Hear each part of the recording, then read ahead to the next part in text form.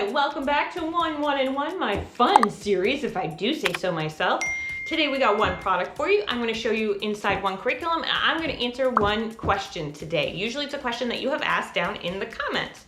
So let us get to the product. So this is Dash into Learning. This is their Dash into Happy series. This is the series that's teaching empathy. It's teaching how to, work on feelings and see feelings and respond to feelings and different things you can do when you experience those feelings in a gentle way.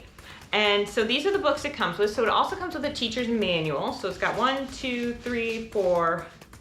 So it's got 5 stories in a teacher's manual. And they're based on like the 3 little bears, like stories, the 3 little Billy Goats Gruff.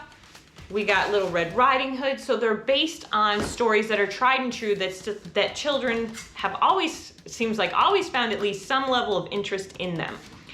So basically what you're going to do is see those different colors there. If you take a look at those, they correspond to lesson goals. So for example, to identify characters' feelings is brown. So when you're reading through the story, anytime there's brown in there, you'll know to point out, as the instructor, you'll know to point out, like, hey, so this person, he could feel the hair on his back of his neck stand up. What do you think he was feeling?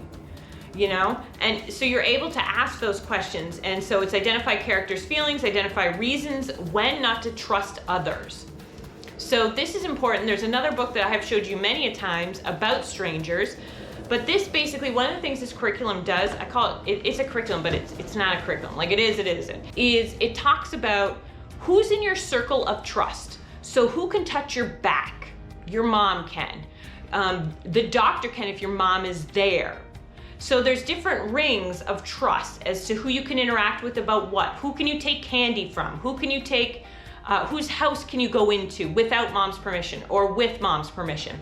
So really doing that, that's kind of my advice today too, is just to get out a sheet of paper and discuss that, little rings. And in the first ring, mom and dad are in that ring. Or whoever is in your, like whoever, mom and grandma are in that ring. Whatever your situation looks like. And then the second ring is, okay, if they were in school, you'd be like, okay, teachers and things like that. So if they have like your karate teacher, so different rings and different adults that go into them and what is okay, and then have these things. The Dash, they have kind of a printable for this. So through these books, that's what it does. And then the green, for example, is to identify reasons when not to trust others. So if you're looking through green, you can trust me, Little Red Riding Hood, says the big bad wolf. If I were going to eat you, I would have done it by now. So why would you not trust this person? Like, is there something about him? And maybe because it's giving you an icky feeling. Like maybe that's why you wouldn't trust that feeling. You wouldn't trust that person. If you have an icky feeling, get out of the way. What did her sister do when she was scared? Her sister put her arm around her and comforted her, to offer comfort that way. All right, let's take a look inside the curriculum. The curriculum today is Curiosity Chronicles. What's interesting about Curiosity Chronicles, it is neutral, so it deals with religion as it comes up. So this is Mona and this is Ted. This book is designed so that you can be Mona and your child can be Ted if they are reading, because Mona says a lot more than Ted. So, and essentially they are walking you through, they're giving you snapshots of ancient history. So what I would do almost is, even with this, at the end it's got if you want more information, but it covers the main points of every time period. So Egypt gets united. So remember, it's just children are not gonna remember everything. They're only gonna remember, the few basic facts. They're not necessarily gonna remember all the dates, but they can remember some interesting things about it. And there's pictures that go along with it to help reinforce that.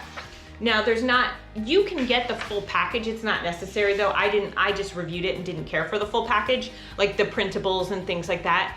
It just didn't appeal to me, but this book did, and reading this book. And then additionally, what I would do is, if we were on the week that, say we were studying, well, weekly, I don't know, however you do it. If we were on the lesson studying Egypt, I would look up, because there's, oh my gosh, I just read this good book last week. Anyway, I've talked about it before on different shows, but so that is a snapshot inside your curriculum. So there's not questions to ask at the end. At the end of each lesson, what there is there's want to know more, and then it says try researching, and then it's got different names and things that you can research. There's no assignments or tests unless you order the additional stuff, which I don't think is necessary in order to enjoy a curriculum. And I honestly think you should You can get a lot more accomplished if you're not spending a lot of time retesting and you're just doing oral narration. Like, hey, so what did we learn about Egypt? Can you sum it up for me? Let's see, what was your favorite part that you know what I mean, that you just learned? Wasn't that interesting when da-da-da-da-da, and then you tell your favorite part and you're kind of bonding over it and learning at the same time. Okay, so the question of the day is, is there a gifted curriculum? Is the gifted curriculum for, like, what makes it different than other curriculums? Okay, so Moving Beyond the Page is considered a gifted curriculum by the people who created Moving Along the Page. Or moving away from the page, moving from the page, moving above the page, I forget what it is. But anyway, moving beyond the page, that's what it is. You know what? I really don't think there is a quote unquote gifted curriculum. I think you just move at the pace of your child.